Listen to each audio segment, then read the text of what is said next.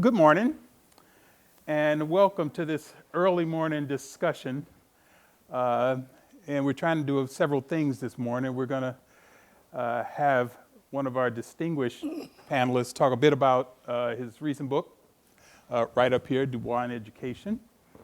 And then we're going to have those of us who are to follow chat a bit about our stories through the lens of, through a Du Boisian lens, and share some other things that we had an opportunity to talk about earlier this month. Speaking of earlier this month, we had a landmark experience. The four of us met for breakfast early one morning. Yeah, see? We met for breakfast early this month. At the University Club. I was going to say that, man. At the University Club. And there were four black men sitting around the table early morning with nobody else in the University Club. I have to tell you all, and I don't know if my brothers here are going to confirm this, but it was the first time I had experienced that type of thing, not only here at the University of Wisconsin, but pretty much anywhere in my decades of being in the academy. And it was rich. Hopefully, at some point in this morning's discussion, we'll have an opportunity to try to replicate in brief some of that discussion as a free-flowing discussion that we had. One of the things we learned in that discussion is that we all intersected our lives in different ways, and there were parallels, and there were also divergences in the ways that we came to this point, right? And there was a common denominator, though. The common denominator is that we could all see our lives through the work and the history of W.E.B. Du Bois. And we thought it would be fitting to start the conversation with Brother Professor Carl Grant sharing some of his perspective on his book, as well as his story, and getting us started with a bit of context. And then we're going to follow with the other brother professors up here. We're going to start with John Diamond, who is a professor in, he's a Kellner, did I get that right? Not Kellner, it's Kellner.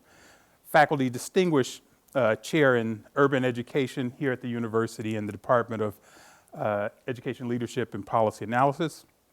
And then following John will be Jordan Conwell, who is an assistant professor of sociology and education policy studies here at the University of Wisconsin.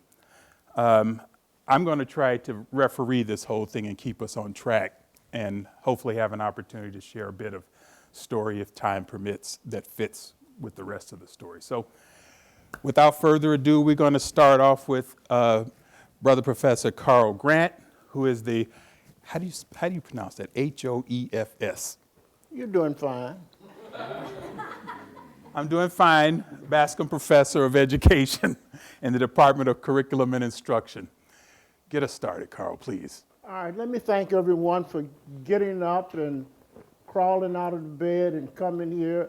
And the wonderful food that we have over there. When I walked in, I said, wow, there's breakfast. And whenever you go anywhere early in the morning, if there's breakfast there, it's really, really a plus. So really thanks for being here. And thanks to my colleagues, and thanks for the wonderful breakfast that we had at the University Club, because that in itself was fun. Actually, if we would have stopped just there, it would have been a victory. All right. Du Bois and Education. I have been a part of a good number of books, but this was a book, and I want to start from here because there's a story behind each book, each article that you write, each paper that you write, is how do you get into it? What is the story behind it? So before I talk about Du Bois, let me tell you the story about how I got into a book that I was running away from. before Du Bois and Education, I had finished a book called Black Intellectual Thought with two of my former students who are now at the University of Texas at Austin, Anthony and Kathleen Brown. And during that time when we were writing that particular book, we said, who do we want to write about? And that story started, or that journey started, because at AERA, maybe about 8 years ago, I was standing at the Rutledge booth, and I saw Piaget on education, Dewey on education. I saw all of these noted scholars, white scholars, on education, and I did not see one book that mentioned a black or brown scholar on education. And I stopped to look. Now, that didn't mean they didn't have some of my books up there, or Jim Banks's books up there, or a number of other scholars. But a book kind of framed out of history where it was noted and celebrated, it was not there. And I said, well, maybe this is just something that I'm seeing with Rutledge. And for all of you who are basically just coming back from AERA, you know how large that exhibit area is. I left there and went to every exhibit area and asked, do you have such a book? It was always people grabbing the catalog, looking below, trying to find something or offer something up, but it was not there. And I kept, wondering. So then I went back to Rutledge, and the Catherine Bernard and Anna Clarkston, who I know very well, both wonderful people. Anna and I went out to lunch, and I said to her during lunch, and this is something we usually do every year, I said, you guys are forward-thinking, you're a progressive publication.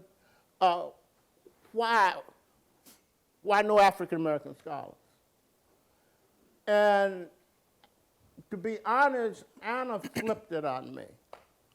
She said, well, what are you going to do about it? And I said, no, this is not my thing. Because I would argue my writing would be in the area of multicultural education. And when we were doing the book, Black Intellectual Thought, we looked at the work of Anna Julia Cooper. We looked at the work of Elaine Locke and Carter G. Woodson. And we purposely stayed away from Du Bois. And when we had the discussion of who we were going to write about, we all said, no, not Du Bois, because you can Google Du Bois, and he just pops up all over everywhere. So many people have written about Du Bois. What else could we possibly add? So several years before this book, I had purposely said, no Du Bois. Fast forward back to that meeting, I said, look, I don't want to write anything about Du Bois. And she said, no, you got to write this. No. Google Du Bois if you want to write about him. You can find the information there. Well, that didn't work. I finally consented that I would. I sent in the first proposal, and they threw it back at me because it was regurgitation. I kept saying, how am I going to write about this man? This man is everywhere. His work is so famous. People have written about the color line. They've written about Booker T and Du Bois Bate in 1,000 different ways. What can I possibly add to this? And it was haunting me because I sent the proposal in. They threw it back at me. Oh, Carl, you can do better. So after a while, and this is the way things probably happened to you too. I was washing the dishes. I believe I get my best ideas when I'm washing the dishes and then when I'm in the shower. When I was washing the dishes, the idea came to me about how to write this book, which was to put myself into some of the same spaces with Du Bois. Maybe at a different time period, but like the growing up space, the college space, the education space, plus look at different events and ideas that were occurring. So that was the way I decided to get into the book, and I've told Anna on several times, I am so happy that she pushed me to do it, because then I learned so much. But I learned mostly about how the man had influenced my life, because once I stopped and started thinking, and then I have brothers in Chicago, I would call them about certain events. Du Bois had been in my life, perhaps not consciously, but when I would stop and think about it on the discussions that I had around the dining room table, on my front porch that I talk about in this book, where people used to gather when I was in Chicago. And the people that they were talking about was this man who was Du Bois. There were places in Chicago when I went back over my life and we went there, it was Du Bois that was there. And talking to friends, I have a very, very good friend. I said, Bob, where did you first hear about W.E.B. Du Bois? And he said, not in school, Carl. It was at the YMCA. Someone was talking about Du Bois' work. The other place when I stopped to think about hearing about Du Bois, it was with my brother, Ernest, who is no longer here. Ernest and I grew up hanging out together. And Ernest was younger than I am, and he would always run with me. If I was going to go do anything, I would say, come on, Ernest, let's go. And whether it was going downtown or going to play baseball, we were just like this. So one day I woke up and I asked my mother, where's Ernest? She said, Ernest has gone to the library. I said, library? She said, yeah. I said, why didn't he invite me to come along? Now, the reason why that is distinctive, because we did go to the library. I grew up in Chicago, but we always went down to the library, all the downtown library. Oh, 5 minutes? Oh, Lord. Time flies up here. All right, let me finish this story. So, I was a little bit upset because Ernest had taken off and left me at home. And I thought Ernest had gone down to the downtown library where we would always go, then go and have lunch and just kind of hang around. Well, Ernest came back with a shopping bag full of books. Now, in those days, they didn't have handles on the shopping bag. They just had shopping bags. You had to carry them like that. And in the bag, Ernest had 20 books. And one of these books, and I looked at the name, was The Soul of Black Folks, W.B. Du Bois. And the reason why I remembered it, because I said, what is this name? And Ernest looked, he said, dude, he said, you are not smart at all. He always used to just sock me when he could. And he told me how to pronounce the name I write in the book about the Branch Hall Library, where they had set up in Chicago and brought Du Bois' work in, the work of a number of African-American scholars. And this was a space where Ernest used to go, but he would not let me go. Let me stop there. You got about 3 minutes. Yeah, you got 3 minutes, man. No, you guys go. We're coming back. We're coming back to you. We are coming back. Yeah. So, John. So it just is fascinating to hear you share. But I didn't talk about Du Bois. See, Pam, I mean, she interrupts. With that sign. Go ahead. Yeah. So yeah, I mean, it's fascinating, and I think the way that the book is written sort of opens up a window into sort of thinking about the interspersing of Du Bois's legacy into our families, into our history, into our communities, into all of our experiences, into sort of how we navigate our reality. And I appreciate the way that you were able to do that, because it's not an easy task in weaving the narrative together with the sort of depth of understanding of Du Bois, the depth of understanding of education, the sort of multicultural focus that has been part of your work. So I just wanted to say that I appreciate that. And it's really interesting to me because Du Bois came into my life, again, not in school, but through my father. And my father intentionally taught me about specific people, right? He taught me,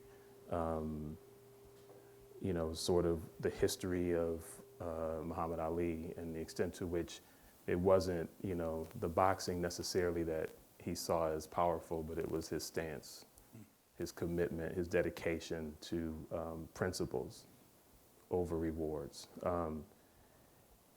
He told me about the history of Du Bois and the connection between Du Bois's intellectual work and the extent to which that intellectual work was, not sort of ivory tower intellectualism, that it was intellectual work rooted in racial justice, right? And that sort of deep level of commitment to making sure that the work that he was doing was connected to this idea of racial justice, right? And so, learning from my father when I, went off to college, one of the books that I took with me was The Souls of Black Folks, right? I was in some ways exposed to Du Bois's work, but not really, right? Because, Carl said Du Bois is everywhere, but Du Bois is not in sociology. You look at a sociology text and it's as if Du Bois never existed. Until recently, Du Bois at the American Sociological Association was not a subject of discussion, right? And so one of the realities of understanding Du Bois was that the work matters because the work matters. The work matters because of its quality. The work matters because of the commitments to racial justice that are embedded with rigorous scholarship to make a difference. But the field of sociology went forward and essentially, denied his contributions. So me bringing Du Bois to my experience as an undergraduate at Michigan was really important for my understanding of how I was navigating that space, right? And then I think my sophomore year, I was taking a course, race and sociology or something. And I was reading about race and class and race-class divide and probably thinking maybe about William Julius Wilson and some of the work around race and class. And I stumbled across an essay called The African Roots of War by Du Bois. And it blew my mind because Du Bois had taken sort of a global perspective on how World War I emerged. He had taken a global perspective on racism and white supremacy and the role of class and capitalism and the extent to which white working class folks were benefiting from the exploitation and extraction of resources from the African continent, that the sort of war was really in a lot of ways rooted in that sort of competition amongst these global elites as well as nation states to sort of control those resources, and that the white workers were essentially benefiting at the expense of black folks. And so the sophistication of the analysis blew my mind. And I was going back to my professors like, what are y'all talking about? Y'all don't have Du Bois in here? I mean, so from that point forward, I saw the fact that Du Bois was a century ahead of where other folks were. And then as you think about when I thought about the nature of his work, it was, before there was whiteness studies, there was the souls of white folks where Du Bois engages, right? Before there was data triangulation, Du Bois was doing it. Before there was mixed method research, he was engaged in doing that work in the Philadelphia Negro, right? But in the history of sociology, everything started with, in America, the Chicago school, the Chicago school, the Chicago school. And if, come to find out that a lot of that was rooted, I knew a lot of it was rooted in white supremacy. I knew a lot of it was rooted in anti-blackness, but to understand that the people who were at the foundation of the Chicago school actually, they knew Du Bois's work. This was an intentional exclusion, right?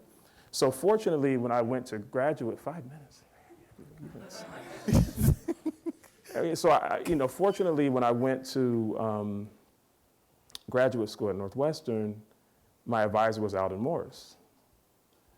And that, again, was an opportunity to have it flipped because Alden is essentially the leading scholar in sociology on Du Bois. He's the person amongst a small group of people who spearheaded the renaming of the Lifetime Achievement Award, the Career Achievement Award in sociology for Du Bois, right?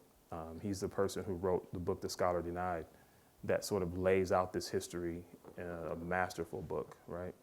And so I was fortunate to be able to work and study under Alden Morris. And again, that was an opportunity for me to actually see the richness of Du Bois's work and to sort of incorporate it into the way that I was thinking about life.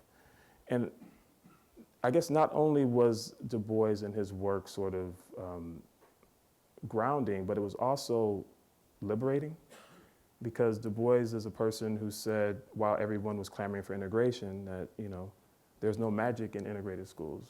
What the Negro needs is education. Like, he was not convinced that black kids could get a good education in white institutions, right? Because he understood white racism. He understood white supremacy. He understood it as a system. And he understood the prejudice and the hatred that was sort of at the roots of the system. He also understood that as a black scholar, as a black person navigating this context, he actually was gifted in some sense with second sight. He could see things that other people couldn't see. So he talks about in The Souls of White Folks about the sort of deep investment that whites have in whiteness, right? So he says, here's a civilization that has boasted much, neither the Roman nor Arab, Greek nor Egyptian, Persian nor Mongol ever took himself and his own perfectness with such disconcerting seriousness as the modern white man. We whose shame, humiliation, and deep insult his aggrandizement so often involved were never deceived. We looked at him clearly with world-old eyes and saw simply a human being, weak and pitiable and cruel, even as we are and were, right? So the depth of understanding, the ability to sort of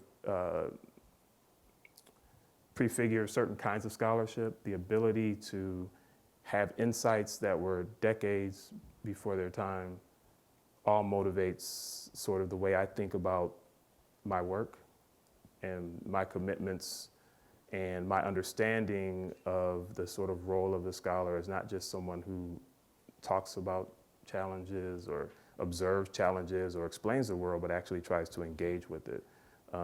Because of your sign over there, I'm gonna stop talking. I could talk all day, but I'm gonna stop talking. So.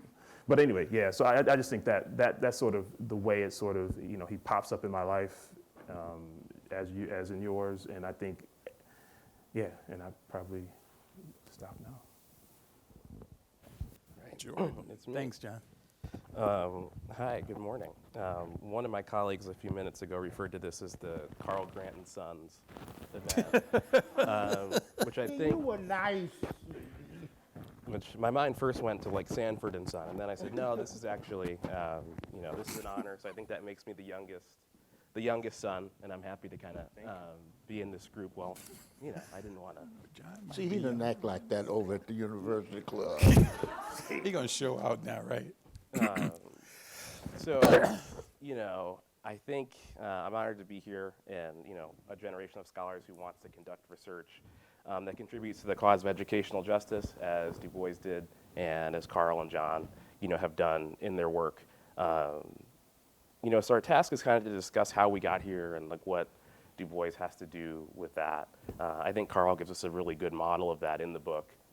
So I actually read the book riding in the car from Madison to Chicago, which is a drive that Carl took many times and talks about in the book. So I was trying to kind of get in the headspace of it, and that was a cool pilgrimage that I was able to have reading the book on that journey that Carl took so many times.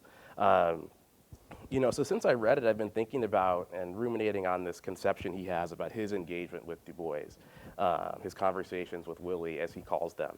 And he writes that the engagement began subconsciously during his youth, as we've been discussing, and then consciously and deliberately through my college years and professional years. And so I'd like to kind of use this framing, as Carl and John did, to talk about kind of how I got here and what Du Bois has to do with that.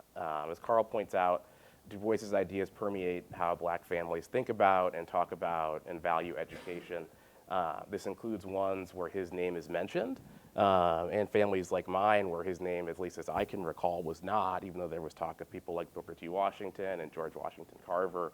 Du Bois is kind of in the air in the way that black families and black culture values education and continuing to strive for educational opportunity and excellence. So I'm a second generation college student. Both of my parents completed college, and the value of, I remember graduating college and my family's just really going nuts. And I'm like, what is all of this excitement? I'm not the first person to do this. I'm not the first person to be going on to some kind of graduate or professional education. But what I recognized is that being a second generation college student really made me the first generation to have successfully kind of received this handoff of this kind of hard-won opportunity from previous generations. And my family did not and has not allowed this fact to be lost on me. Like Du Bois, growing up in Great Barrington, Massachusetts, I attended a number of predominantly white educational institutions, from K-12 and higher education. So like Du Bois, my thinking about educational inequality has not been born out of sustained experiences in marginalized educational spaces. Instead, it comes from being one of the few people of color in extraordinarily and dizzyingly privileged spaces, and reflecting on how I and others like me were treated in those spaces, and wondering how this connected to the experiences of many others like me who were not so lucky to even be in those spaces in the first place. It's great that Tony has this quote here, the problem with the car line, which we all know about. And it's important to recognize that Du Bois didn't come up with this idea when he was a graduate student working on a PhD in sociology at Harvard, right? This idea first comes to him when he's a little black boy in a predominantly white school in Great Barrington, Mass. And the students are exchanging greeting cards, and a young white girl does not take his greeting card because he's black. So this is actually something that we think of in this very professional and scholarly way, and obviously he enumerated it later in this way. But this is something that came out of those formative experiences with racial inequality in predominantly white spaces, and I have many, many of those, and think about educational inequality really through that lens. But through having those opportunities, again, just kind of through accident of birth, I was subconsciously recognizing something I would later read in Du Bois's writings about blacks who were fortunate enough to receive educational opportunity, even in some cases at the cost of discriminatory treatment. Du Bois wrote that those who've had opportunity must recognize the fact that their own place in life is primarily a matter of opportunity rather than ability. If such opportunity were extended and broadened, 1,000 times as many Negroes could join the ranks of the educated and able. So this is kind of something that motivates me in thinking about that. My life, also features a lot of very coincidental connections to Du Bois, which Carl's book kind of pushes us to think about, all these kind of accidents. So through a series of events that I won't go into here, during high school I actually traveled to Accra, Ghana, and I later learned, years later, that was where Du Bois spent his last years writing and thinking about the fate of blacks in America and around the world, and passed away. So we're all kind of in this sunlight, as Carl says, in ways that we recognize in ways that we don't. Consciously, like most, I had some limited exposure to Du Bois. Okay, 5 minutes, great. In graduate school, there's some talk in like sociological theory classes, kind of like the last day, like is Du Bois a sociologist? Is Jane Addams a sociologist, right? And you spent the whole rest of the semester reading about the great white men of the discipline. I read books like The Souls of Black Folk in Black Studies classes, critical theory classes, things like that. And then like John, I attended Northwestern for grad school, and I took Alden Morris's seminar on Du Bois when he was finishing The Scholar Denied. We read kind of some of the later drafts of that book with Alden, and in that book, even though Du Bois is all over the internet, right, and spent much of his career as a sociologist, our discipline has marginalized Du Bois in part because of the University of Chicago's sponsorship of his rival Booker T. Washington. So we're in a discipline that has to reckon with the fact that Du Bois's work does not appear in our top journals, and we can do a lot of kind of ceremonial gestures and special volumes of these journals. But Du Bois' work is not in the American Journal of Sociology, the American Sociological Review. And that's just a historical fact that our discipline has to live with and come to terms with. But I was lucky to really spend a lot of time learning about Du Bois' life and work at a high level from Alden. So that was part of the conscious engagement. And so Carl's given us this conscious and unconscious, and I'd like to actually offer one more kind of dichotomy within this conscious engagement. And for me, that's been intimidation and inspiration. So I think when you start consciously engaging with Du Bois, at first, really the only rational response to this work is to be intimidated. What we're dealing with is a very strange and wonderful genius. Quantitative methods, qualitative methods, poetry, fiction, op-eds. This is somebody whose life is what we would now refer to as research active, spanned like 7 decades. Alden has this saying, Du Bois got a PhD when getting a PhD meant something, which those of us who were in, getting a PhD in one of his classes kind of ruffled at, but then you read the work. You read the actual quality of the prose. It's intimidating. The Philadelphia Negro is 1,000 pages long. It's the first work of empirical social science in the United States. It's still a seminal work on race. There are tables and graphs in that book, and there's no Stata or R or SAS. This is all done by hand. It starts by saying, some people call it a sample of the 7th Ward of Philadelphia, and that upsets me a lot because it's not a sample, it's a census. You went around to every house of every black family in the 7th Ward and knocked on the door and said, I need you to fill out this survey for me. Black Reconstruction, 1,200 pages. Again, what is that book? Is it history? Is it sociology? Is it political science? Is it theory? The Souls of Black Folk. Again, is it poetry? Is it fiction? Is it social science? Is it history? Is it a hymnal? There are bars in every chapter of that book. So you really are thinking like, what is this? This is kind of this sui generis creation that, in Black Reconstruction, I'm a junior faculty member, so I dream and have nightmares in tenure file, basically. There are a half dozen or more slam dunk tenure files contained in Black Reconstruction alone. And that's just the fact that when you look at the book and read the book, that is the quantity and the quality of the work that's contained in it. I think about a lot of things through sports, and when we think about the careers of athletes, we often think, what was that person's peak year, right? So I text my friends and we're debating about should this person be in the Hall of Fame or not. Okay, what were his peak years? Okay, his peak years were like 04 to 08, and he averaged this, that, and this, right? So is that Hall of Fame worthy or not? So I often think like, what is a peak year for Du Bois? And there are so many. I keep coming back to 1935, which is the year when Black Reconstruction appeared in print for the first time, and also when Does the Negro Need Separate Schools appeared in print, which is a piece that, even though it was originally a speech and it's only like 4 or 5 pages long, we're still grappling with. It is still the definitive philosophical statement about school integration. And again, it came out in the same year as this other 1,200-page thing. So I think that's the intimidation. And the inspiration, which I think we'll get to in the Q&A, and I'm at time, which is perfect, is figuring out what are the ways that we can use all this work and all these ideas contained in it Some of them have to do directly with education, since that was obviously one of your career. But also the ideas about race that were not education related and bringing those into our work on education as well. So that's the inspiration part. That's the work and the trusting of the process. So looking forward to the Q&A. Thanks, Jordan. How much? Yeah. I'm on for 10. Holy smokes. I'm not a Du Boisian scholar. Let's start there. I'm not a K through 12 educator. Start there. I am a first generation college goer from the south side of Chicago, so much of what Carl talks about a bit in his work, I gravitate mostly to locations and experiences. I cut my teeth as a young man on Mao's Red Book, the Communist Manifesto. I cut my teeth on the Black Panthers. My brother was a Panther. And so I spent a good time thinking about Huey Newton and Fred Hampton and Eldridge Cleaver. So most of my upbringing came through those experiences.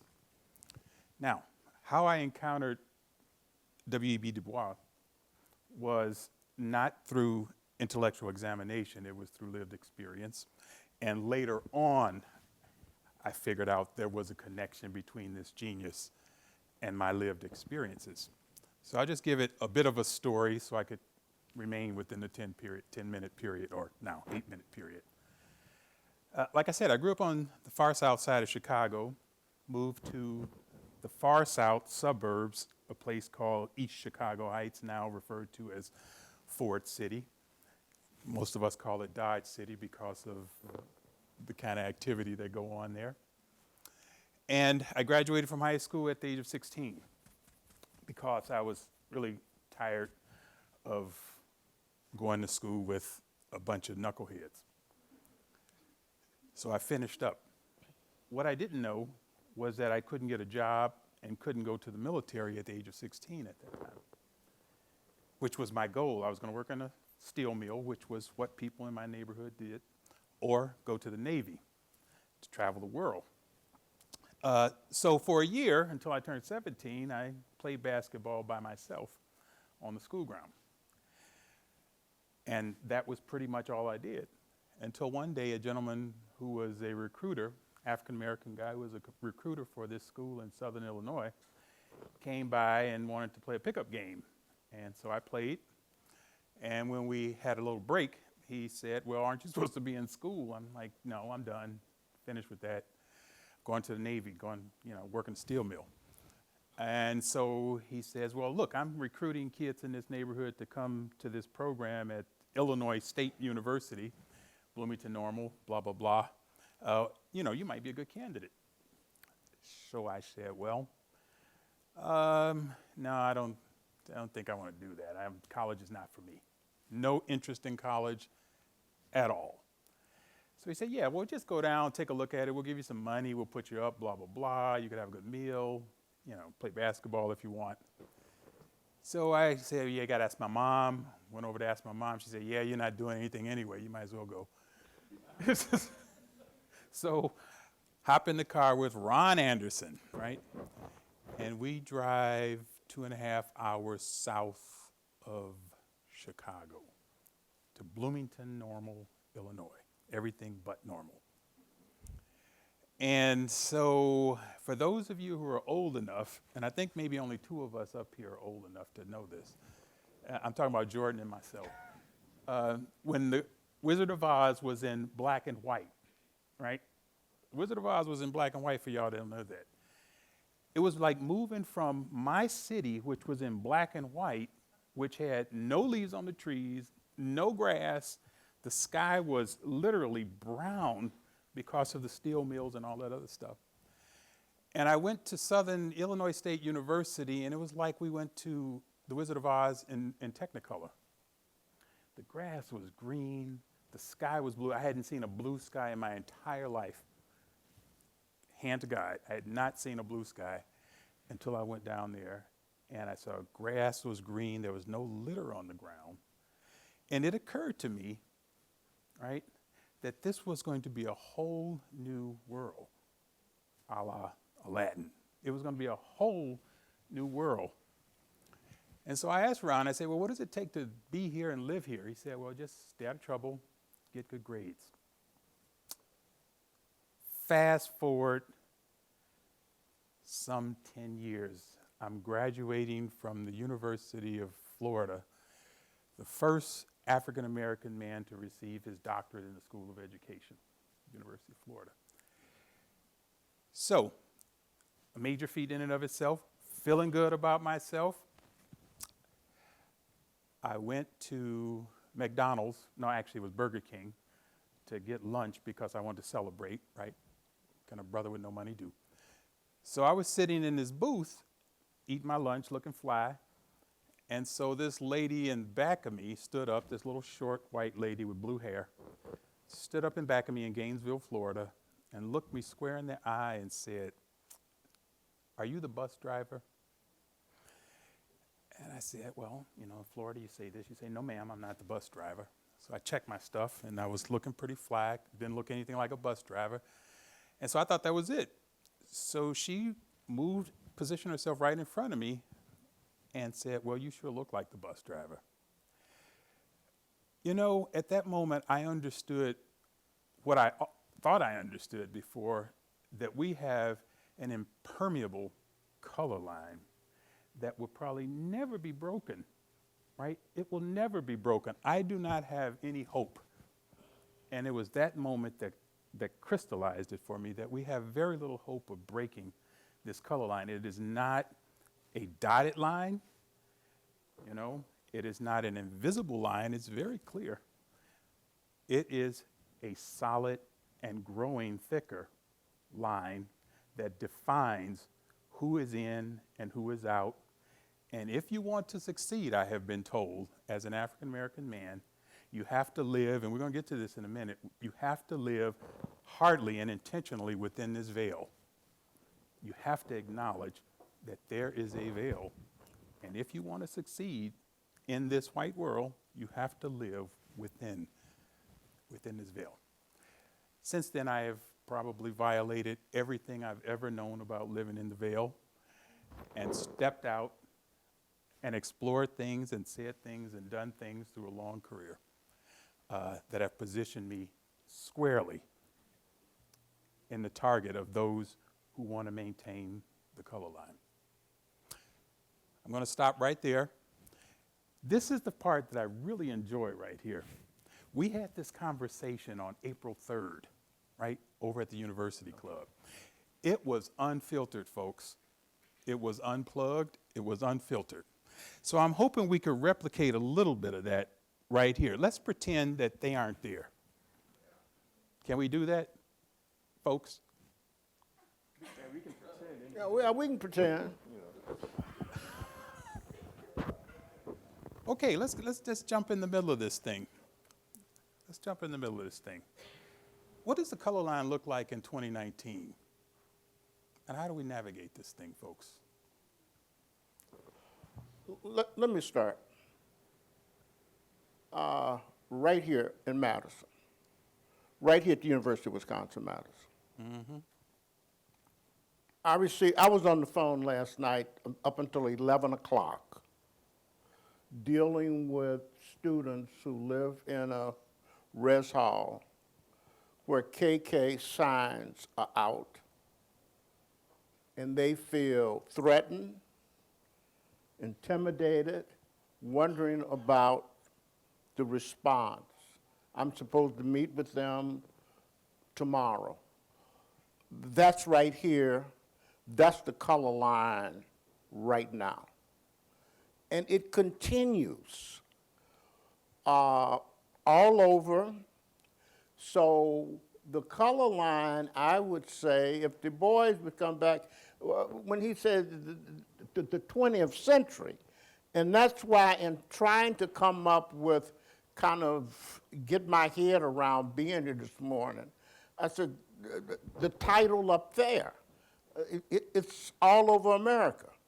That doesn't mean that some things are not better, but it is for certain that the stories that you just told, that each of us tell, are repeated. So to me, the color line, very visible, and it exists. Is it thicker now? No, I don't think it's thicker, but I would say it's just as devastating. For sure. And the current group of young people are not nearly as patient as we were. They are definitely not as patient, and I would argue rightly so. Yeah, it's interesting because the same incident that you're talking about, we have built through a partnership, a pipeline program of high schoolers in Madison with hopes that they'll come to UW, with hopes that they'll get into a teacher prep program in hopes that they'll become teachers in Madison. And in talking with the coordinator of this program, we actually have 5 scholars here now who came through this program, and they experienced the same thing, right? So, you're trying to build a pipeline, you're trying to get people here at the university, you're trying to get graduate students to come to the university, and the suffering that our students are experiencing is horrific, right? I've had multiple students at this institution be verbally assaulted, one be physically attacked. I've had them called all kind of names. I've had university police come after my students for no reason. I've had the university do nothing, right? I've had students who have worked on reports that sort of shed light on the racism and white supremacy on campus that have been squelched by the university. I've had people, faculty members who have experienced stuff in the community that, again, it's just, a constant process. And the university essentially has often been a defender of white supremacy, right? It's been a defender of the racism. It's been an apologist for it. And I think, the reality for me is that, I'm kind of in the Derek Bell camp. Like, this ain't going nowhere. It's permanent. Damn right. And, the shifting ebbs and flows around progress narratives and all of that really cycles back to the same process happening again. And I think a big problem in Madison is the communities that have the most power are so invested in not having their feelings hurt because somebody said they did something racist, or the image of liberal Madison is going to be attacked with the evidence of white supremacy permeating the community, that they'll let their feelings get in the way of actually doing something about it. And they'll let their feelings, coupled with the desire to maintain the status quo because it benefits them, get in the way of doing something about it. Yeah. So, I think, one of the lessons for me is that, with given this permanence, how do we think about what Du Bois said in 1935, right? How do we think about integration? How do we think about that being a failed project or not? How do we think about what communities historically have done? You need a school, you build a school. You need a university, you figure out how to create a university. Yeah. I was talking to Monica White yesterday about the extent to which land and the ownership of land in some cases was the foundation of how historically black colleges and universities had the land to actually be located on, right? So just the fact that, are we wasting our time? Is there sort of this orthodoxy around integration that is misplaced? And how do we sort of get back to the folks who came out of being enslaved and created probably the greatest story of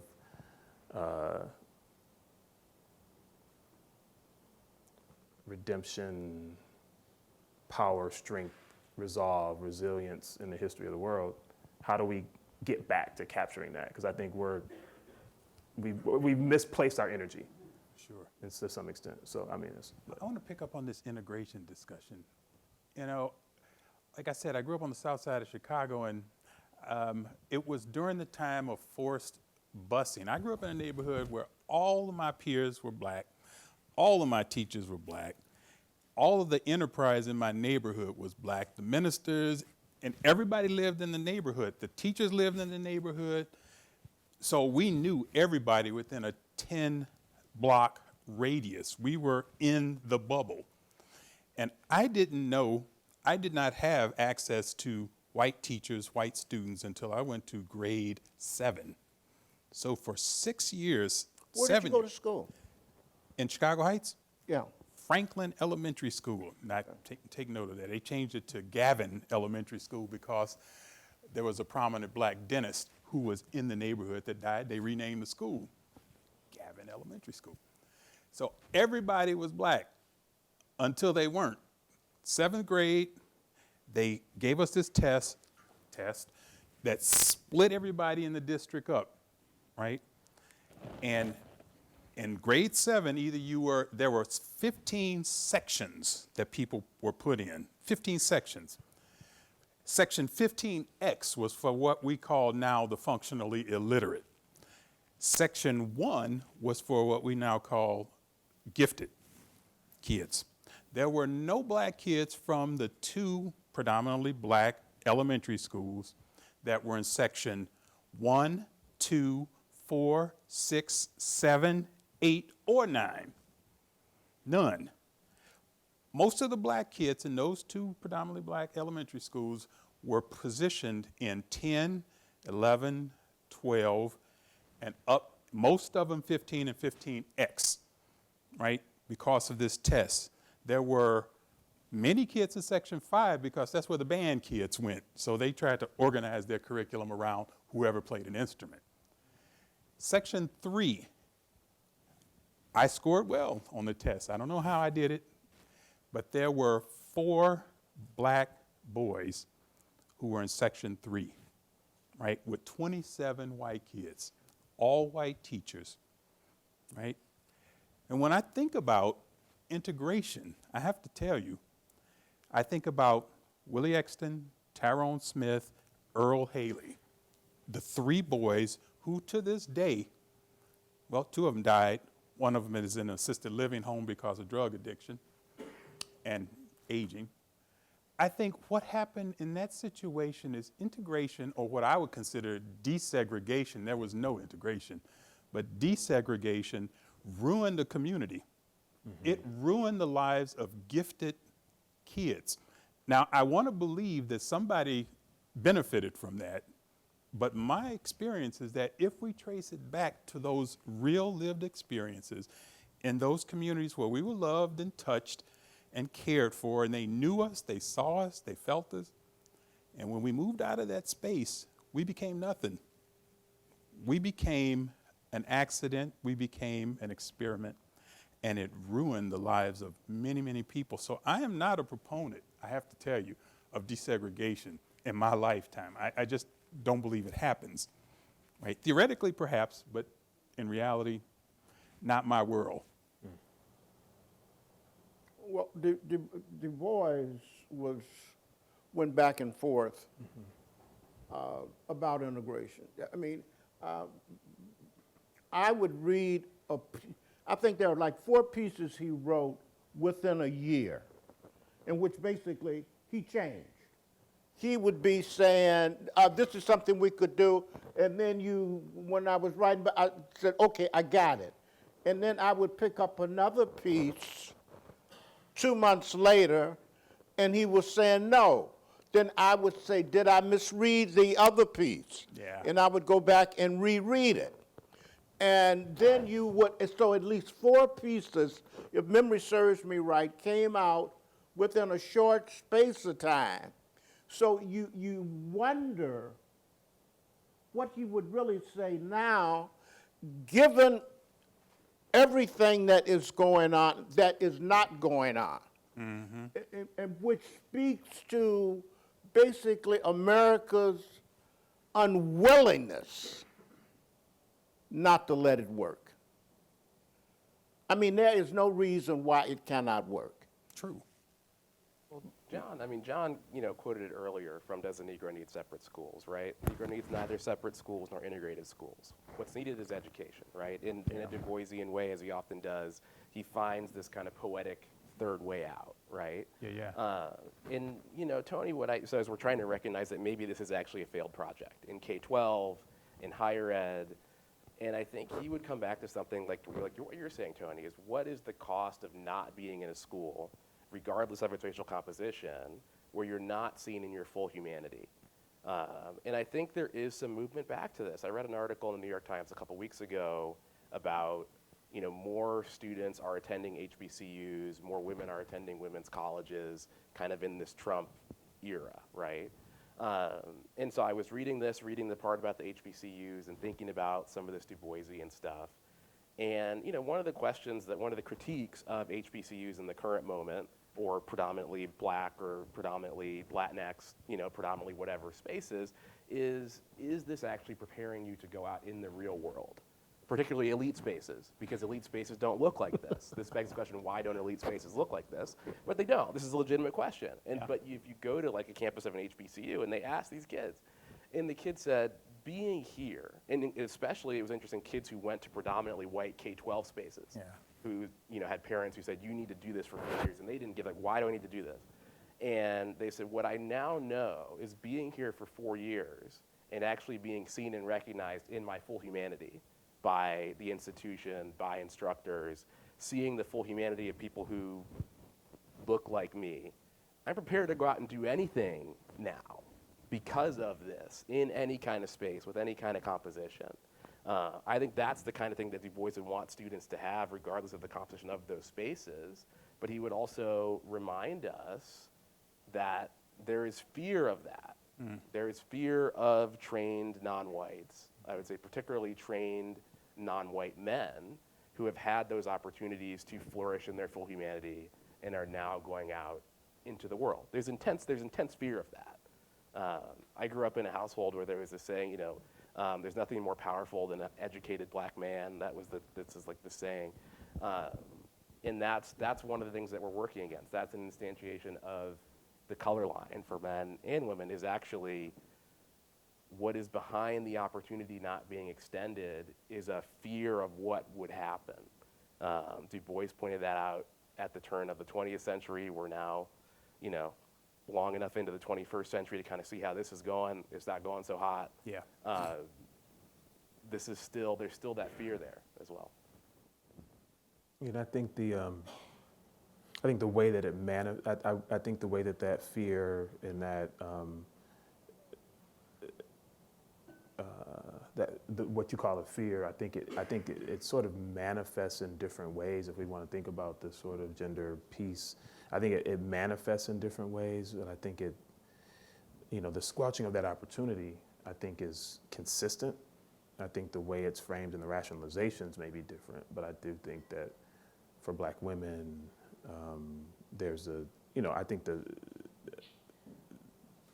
impact and the desire is the same, the fear is the same, the way that it manifests and the rationalizations may be different, but it's just an interesting way to think about the ways that, race and gender sort of intersect.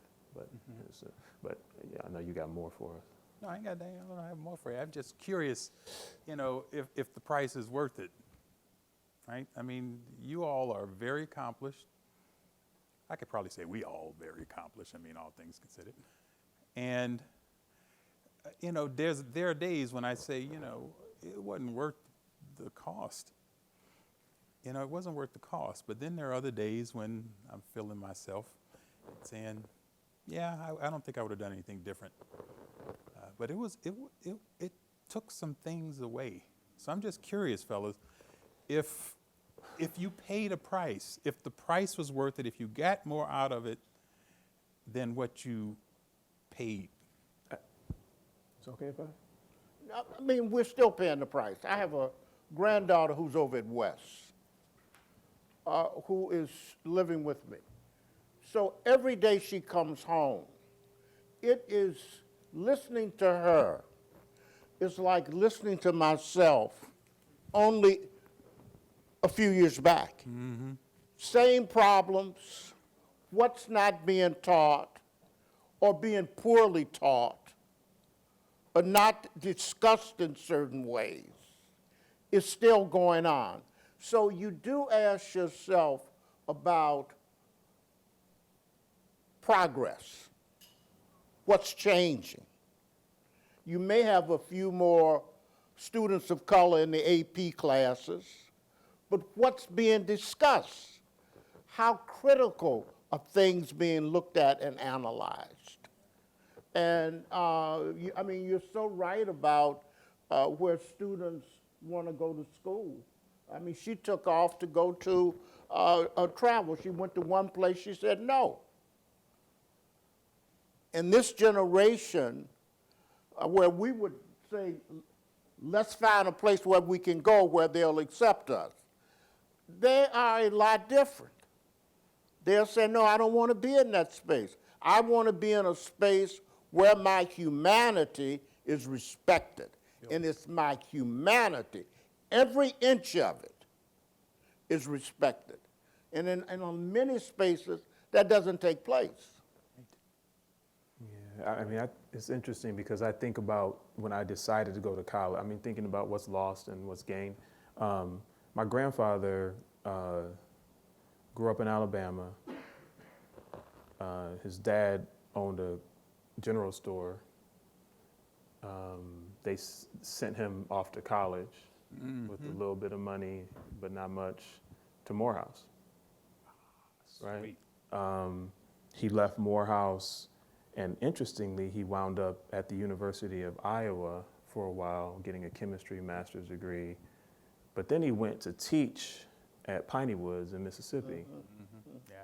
And I just think about the fact that within those spaces the spaces he navigated and went to, except for Iowa, which is another story, you know, there are these black spaces, these black rich historical spaces, and then he became a school teacher, a school administrator. The school in his hometown was actually named after him in Inkster, Michigan. It was an all-black school. He was a black principal, sent my mom off to college, and she excelled. And I think about the fact that my decision to go to Michigan, for a number of reasons,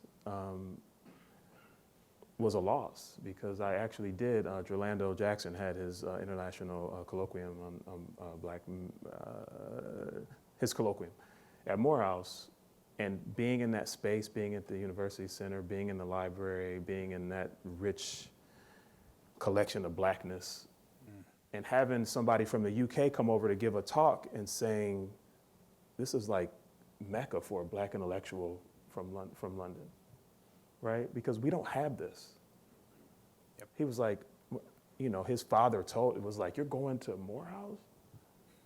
Like, that's like the black intellectual space. And the fact that we built that and that we haven't necessarily always nurtured it, that I didn't get to be a part of it, being in that chapel with 1,000 black men hearing this lecture, and then having them sing in alma mater, it was different. And I think part of this whole integration push is like some of us, like myself, lose that. We don't get to have that experience. So anyway, I think there is loss. I wouldn't necessarily say I should have done something different, but I wonder. When I meet people, when I meet women from Spelman, when I meet people from Morehouse and Howard and Grambling and Tuskegee, and you sort of get something that you miss, right? And so I think I do have a sense of loss from that, yeah. So. Yeah, I confronted that. My uncle was the president of Lane College, and he would, in Tennessee, so he would, tearing stuff up here, and he would sit me down and say, boy, wait, why ain't you going to black college? I didn't have a good answer for him. I was like, people tell me that, I'm not going to get a job or I'm not going to get, good education, blah, blah, blah. He said, you must be crazy. And so he would rib me periodically through my time in my master's and doctoral program.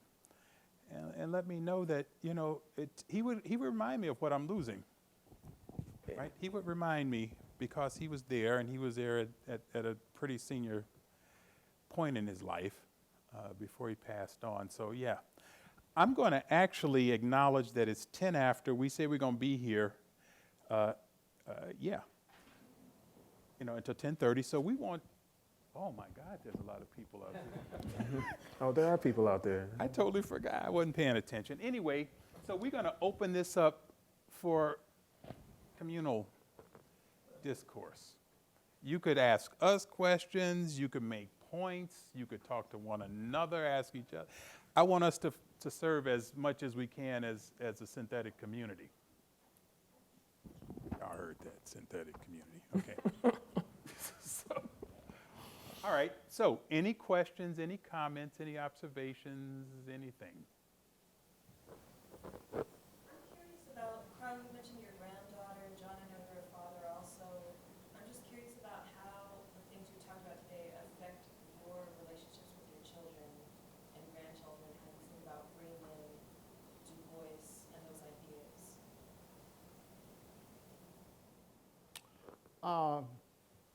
I'm working on a new book on James Baldwin. But when I am writing, I'm always coming across things that I will call my granddaughter down to read. I will set them up. If I find something at 10 o'clock in the day, I will print it, circle it, put her name on it for her to read when she gets home. And believe it or not, she puts up with me. I mean, that is the most wonderful feeling. So this allows us to have conversations about certain things. So, I mean, basically, that's what it, but the sad part, I would add, there's so many other kids out here, her friends, both black, white, other colors, who need the same thing. They need to hear from Du Bois to understand. They need to hear from James Baldwin to understand. And this is not happening. Yeah, I try. I mean, I think it's sort of a struggle to sort of constantly be working against all the other messages he gets. He's a ninth grader, and I'm constantly trying to give him the kind of racial socialization that I think is necessary to understand how to navigate, to understand the richness of our history. But it's also one of those things where there are many things as a parent that you feel like you do really well, but most things you don't feel like you do well enough. And I think that's where I spend most of my time thinking about how should I have done this differently? What should I have done differently? How should I have thought about this? And it's kind of a daily thing. So I would say that, for me, it's really about trying to correct the messages that he's getting that are typically not very good. And that's been for his whole life. And just trying to constantly expose him to different kinds of spaces that are different kinds of ideas, at least, that I think are accurate, more truthful, more authentic. Yeah, but it's a struggle. And he, I think about this in this regard to the nature of the dynamic of how we even choose where our kids go to school, what communities we live in, et cetera. I think are all part of this dilemma. And that you sort of talked about, in one sentence, Du Bois may say one thing in one text or one paper, and another paper he may have a different take. I think that sort of reflects itself in the contradictions that we all experience in our choices and where we wind up. I'm teaching at Wisconsin. I'm here sometimes, although I'm in Chicago a lot too. So I think parenting surfaces contradictions and limitations and failures and successes as well. So, if I could just jump in, we have two boys, and they were raised in Toronto from when they were very small, 2 years old, 4 years old.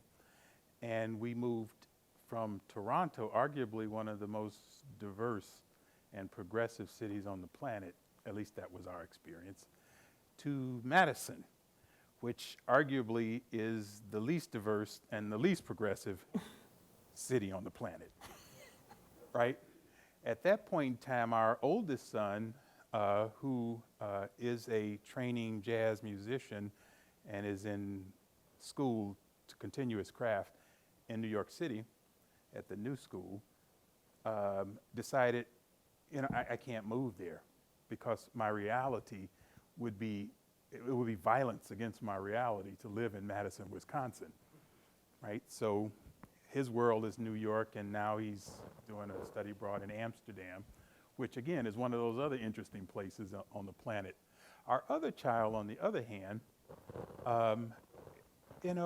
struggled a lot because his orientation was a Torontonian orientation where, all of his peers were, the norm was not just white, just black, just straight, just everything was, he had this cornucopia of, backgrounds. It was just one of these places that became normalized to him where, people spoke different languages. People had different family compositions, right? And when he moved here, things became a little bit difficult for him to understand the reality. I would argue, as a parent, that I did a shitty job preparing him for this. Preparing him for this, right? Because I assumed that he had internalized his real life in Toronto as normal, and that he would carry that with him to this fairly abnormal, in his world, experience. So he struggled a bit. And for those who have that kind of transition, that cultural transition, if I could do it all over again, I think I would have started the preparation well in advance of the transition from that world to this world. Any other? There were some things over. Who's looking? Because I'm not looking. Who's? So I wonder, Okay. what do we do in our daily practices for Black students in education, right? Like recognizing all this violence and harm that I think is inherent to schooling. Yeah. What then do we do, right? In addition to our theorizing or intellectualizing and what have you. So I just, it's for me, like as a PhD student and community organizer, and I still have to grapple with, okay, like learning it, shit is cool. If you should learn it, then I have to go back and try to do it. The violence is still the same. It's like the harm still happens. So I'm oftentimes like, I feel stuck, young people feel stuck. We try to strategize around what to do. The outcomes end up being the same. So I'm saying like, what does it mean to start from the point that schools are irreconcilable? Obviously, we can't pull all Black students out of schools today. So what do you do? We could, but Let's get it. But I'm just, I guess the question is like, yeah.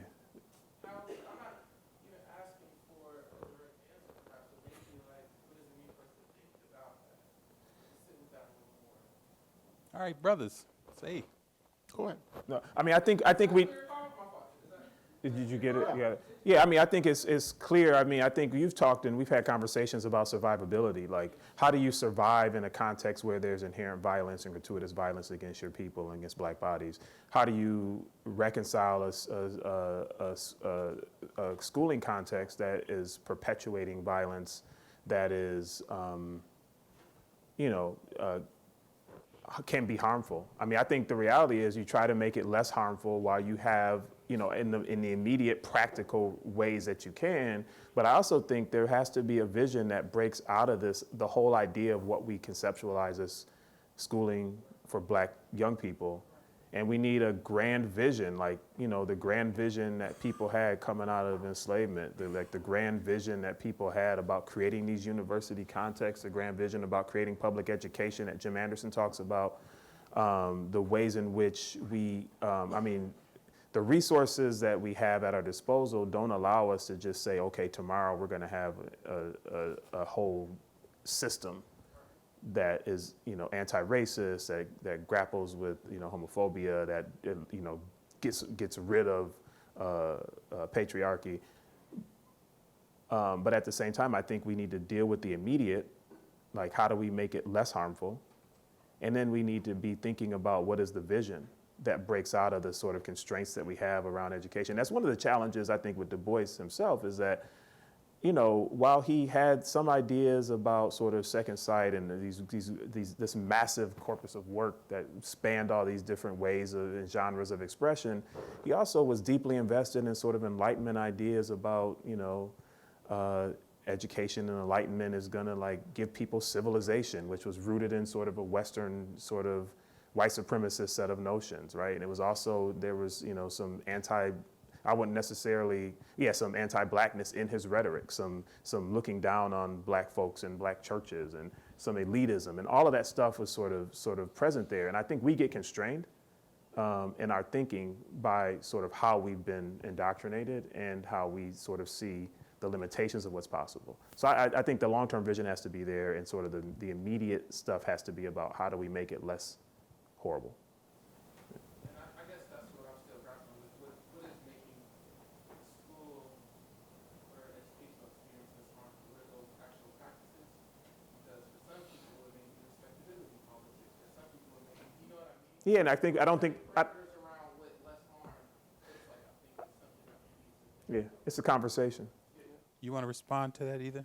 Well, I would just, agreeing with everything John has said in terms of, in the short term, thinking about what does humanity look like. When you're talking specifically about black boys, black girls, obviously it's an intersectional question. Nobody's experience is better or worse, but school discipline, like things like that, exclusion from the space. And as John was talking, I was thinking about something else Du Bois wrote, the entire case of popular education, public education, is epitomized in the case of what he called young black folk, right? This whole idea that until we figure out how to equitably and respectably educate black children, there is an argument that public education is failing, not just but for everybody. And I think that's not a solution. That's just a framing. And maybe it's a framing that's reaching across the aisle to other groups in a way that some people might not want to do. But it's actually understanding that this is the test for whether or not we've gotten any of this right.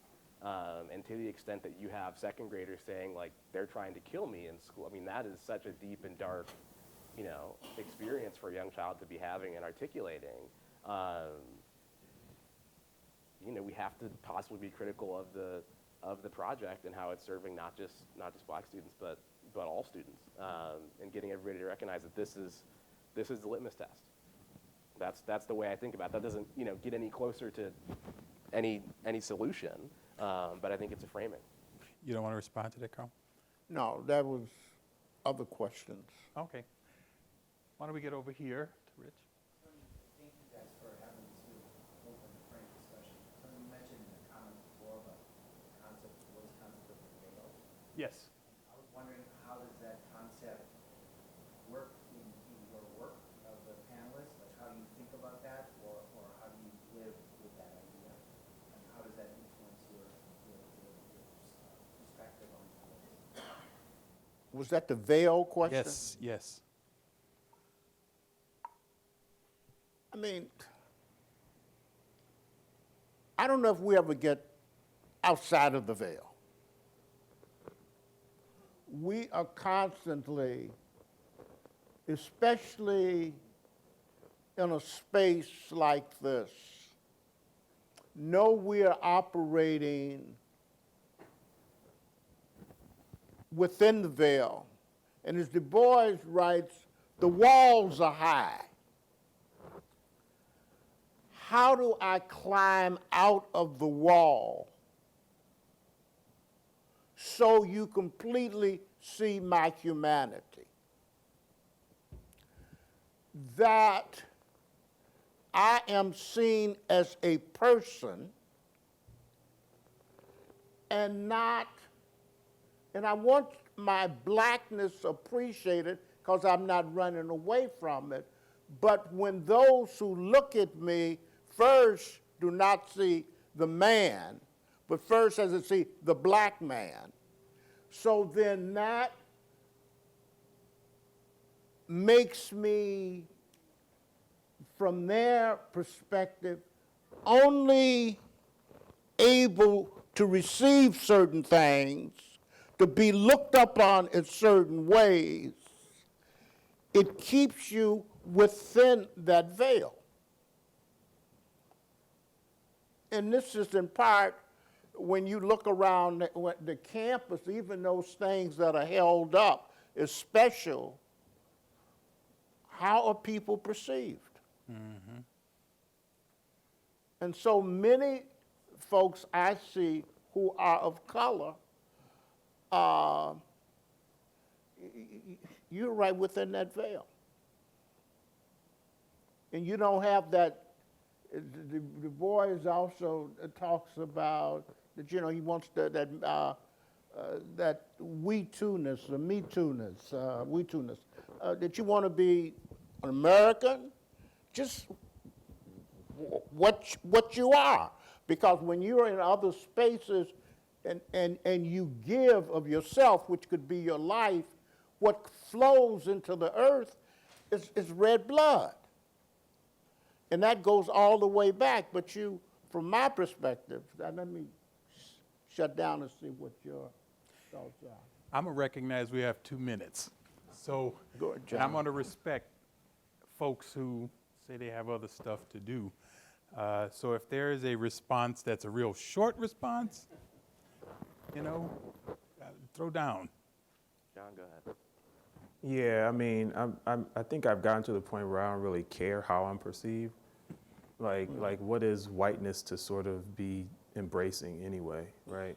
What is Western civilization to sort of hold up as something to aspire to? So I think it's partly that recognition, and it's also partly the recognition that that is permanent. It ain't going anywhere, and I don't got that many more years, and I don't see any of that changing. So it's liberating in some ways to be like, yeah, white supremacy is endemic. It ain't going nowhere. We're gonna be dealing with it. So what are we gonna do? And that doesn't mean you don't fight, against it, and you don't try to destroy it. But at the same time, you don't seek its acceptance. And I think that is, in some sense, liberating. Yep.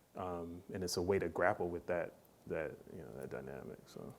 I would probably argue, just in closing, that one of the greater dangers is not the veil itself, but when you don't see the veil and you're operating under the assumption that it doesn't exist, right? And that's part of a lot of folks' habitus, right? How we see, how we embrace the story that's been told to us, about us, without us, right? So I think we could engage in what I offhandedly call habitus interruptus, right? We need to break the chain of how we interpret the story about us from others without us. Having said that, I want to appreciate these brothers up here and tell you all that it's been beautiful and it ain't over. You're going to take us to breakfast I again. am going to take you to breakfast again, early in the morning for some oatmeal. It's going to work. And want to thank you all for taking away from your busy schedule and all the things that you have going on to share your wisdom. Before you close, can I promote a talk that's going to be in this room at 12 o'clock today? Please. 12:30. Pardon? 12:30. 12:30. 12:30. That in many ways continues what we're talking about today. And does someone have the title for the one? I mean, I read it. I know the person. What is that? What is Afro pessimism doing in a hopeful field like education? All right, right. So for those of you who are interested, in many ways, it would be interesting for you to come in here, since this is the ideas room. The Wisconsin Ideas Room, in fact. How about the worldly, globally ideas room? So I want to thank you all for coming and participating, and I wish we had a lot more time because we got a lot more to say and a lot more to talk about. And hopefully we'll have another opportunity to do that. Thank you all, and please enjoy the rest of the day if you can. Thank you, sir.